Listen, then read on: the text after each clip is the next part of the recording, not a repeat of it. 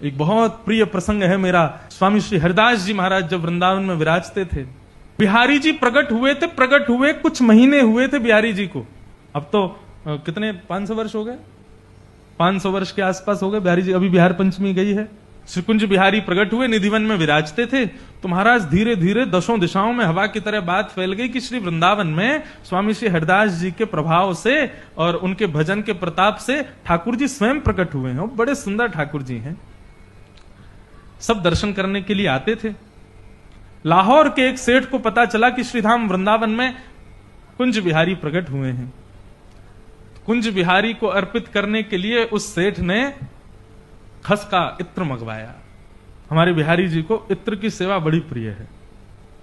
और अभी गर्मियों के समय में तो चोबा, खस जो बनता है ना, उसका जो गाढ़ापन होता है उसको चोबा कहते हैं। वो बिल्कुल ऐसा तार जैसा होता है, वो लगाते हैं बिहारी जी। माथे पे लगाएंगे, ठोड़ी पे लगाएंगे, अंग पे तो खूब मालिश करवाते हैं बिहारी जी इत्र की।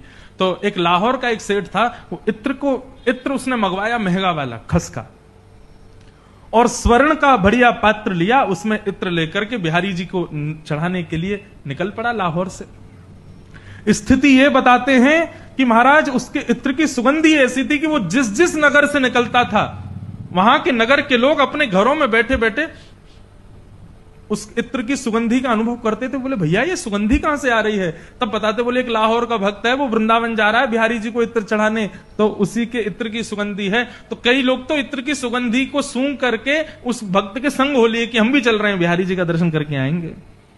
और देखते ही देखते महाराज हजारों भक्तों की टोली वृंदावन पहुंची।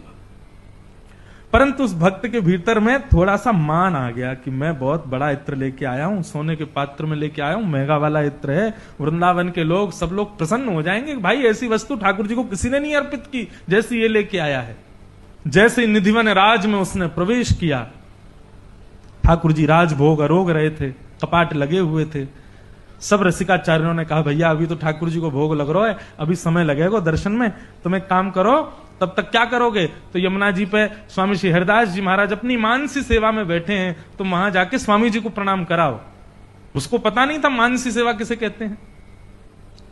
स्वामी श्री हरिदास जी महाराज मानसी में बैठे थे। आज भी मैंने अपने नेत्रों से इस भरी सर्दी में भी वृंदावन के संतों को पसीने में लथपथ देखा मानसी सेवा में। वो किसी स्थिति में होते हैं, उनका देह वहां होता है लेकिन चित्त वहां नहीं होता। जैसे ही वो भक्त पहुंचा तो स्वामी श्री हरिदास जी महाराज बैठे थे मानसी सेवा में, कभी हिल रहे हैं, कभी मुस्कुरा रहे हैं, कभी कोई भाव मन में, अंदर ही अंदर कुछ कुंज की लीला चल रही है। उसको थोड़े अपने इत्र का मान था, उसने स्वामी जी को प्रणाम किया और थोड़ा समीप ना इत्र रख दिया और इत्र का ढक्कन और खोल दिया ऊपर से कि सुगंधी आ जाए तो इस स्वामी जी के नेत्र खुलेंगे तो ये पूछेंगे भैया सुगंधी कहां से आई, तो मैं बताऊंगा मैं लेके आया हूं। और स्वामी श्री हरिदास जी महाराज थोड़ी देर तो चिंतन करते रहे और थोड़ी देर में ही ना जाने क्या हुआ, ऐसे रेत को आसपास अपने खोजने लगे, कुछ खोदने लगे। तभी वो इत्र के पात्र पर उनका हाथ पड़ा, उन्होंने उठाया, उठा करके सीधा उसको यमुना जी में फेंक दिया। पूरे इत्र को स्वर्ण के पात्र के सहित फेंक दिया।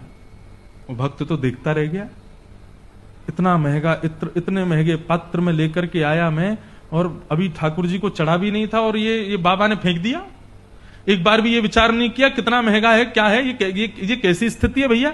वो स्वामी श्री हरिदास जी को पकड़ने के लिए, कुछ पूछने के लिए जाने लगा तो वैष्णवों ने रोक दिया, बोले अभी स्पर्श मत करना, स्वामी जी मानसी में। अब उसको क्या पता मानसी क्या होती है। वो तो मन ही मन सोचने लगा मैं बहुत बड़ी गलती हो गई मुझसे, बहुत बड़ा अपराध हो गया, इतने रुपया तो अपने घर में खर्च कर देता मैं, और ये कौन से बिहारी जी आ गए हैं, इनके लिए इतना महंगा इत्र लाया और ये मैं उनको अर्पित भी नहीं कर पाया, ये बाबा ने पूरा फेंक दिया यमुना जी में। मन ही मन सोच रहा था अभी चला जाऊंगा वापस और जीवन में कभी वृंदावन नहीं आऊंगा। तभी स्वामी श्री हरिदास जी महाराज के नेत्र खुले, प्रणाम किया, और प्रणाम करके जब नेत्र खोल करके आसपास देखा तो वो भक्त बैठा था। उसने प्रणाम किया। स्वामी जी बोले बिहारी जी का दर्शन किया तुमने? नहीं अभी राजभोग पा रहे हैं, जाओ जल्दी जाओ, ठाकुर जी के दर्शन खुल गए, दर्शन करके आओ। भक्त बोला अब इत्र तो गया नहीं ठाकुर जी को, इनसे क्या पूछूं मैं, इतने भक्त खड़े हैं, उनके इतने सेवक खड़े हैं, इनके सामने क्या बोलूं, बिहारी जी को दर्शन करके वहीं से ही निकल जाऊंगा, आऊंगा ही नहीं लौट के। जैसे ही निधिवन राज में प्रवेश किया, निधिवन के प्रत्येक लता गुल्म पर वो इत्र छिड़का हुआ था। और जैसे ही बिहारी जी के सन्मुख पहुंचा है तो सघन कुंज में मुकुट से लेकर के पैर के नख तक बिहारी जी के अंग से वो इत्र चुचा रहा था। थोड़ी पर मानो जैसे वो इत्र नीचे टपक रहा हो। उसका देह कंपायमान होने लगा। बिहारी जी को प्रणाम किया, दौड़ करके स्वामी श्री हरिदास जी के पास गया। बोले मैं आपकी लीला समझ नहीं पाया, आपने मेरे इत्र को यमुना जी में प्रवाहित कर दिया, यमुना जी में फेंक दिया, तो फिर निधिवन में वो इत्र ठाकुर जी को कैसे पहुंचा? वहां की सघन कुंज लताओं पर इत्र की बूंद क्यों है? वो सुगंध से क्यों सुगंधित हो गया पूरा निधिवन? जब इत्र आपने यमुना जी में फेंका तो वहां क्यों पहुंच गया वो? मुझे बताइए भगवान, नहीं तो पागल हो जाऊंगा मैं। स्वामी श्री हरिदास जी महाराज ने अपनी मानसी सेवा का उजागर किया। मानसी सेवा कभी उजागर नहीं करते संत लोग, लेकिन आज उसके हृदय के भाव के लिए उजागर किया। बोले अरे लाला, तो कहा बताऊं, मानसी में आज श्यामा श्याम दोनों होरी खेल रहे तो श्री किशोरी जी के पक्ष को मैं हतो। इतने में ही लाला ने जोर की पिचकारी मारी किशोरी जी पे। सो किशोरी जी पूरी रंग गई। सो मोसो बोली, सखी सुन, ऐसा चटक रंग लेके आ कि या कार्य को और कारो कर दूं। तभी मैं खोजवे के काजे निकलो कि भैया कहीं कोई चटक रंग मेरे। इतने में ही तेरे द्वारा अर्पित वो इत्र मेरे हाथ में आ गयो। मैंने किशोरी जी को दे दिया और किशोरी जी ने श्याम सुंदर पे फेंक दियो और ठाकुर जी को अर्पित है गए। बोलो कुंज बिहारी लाल की, श्री वृंदावन बिहारी लाल की।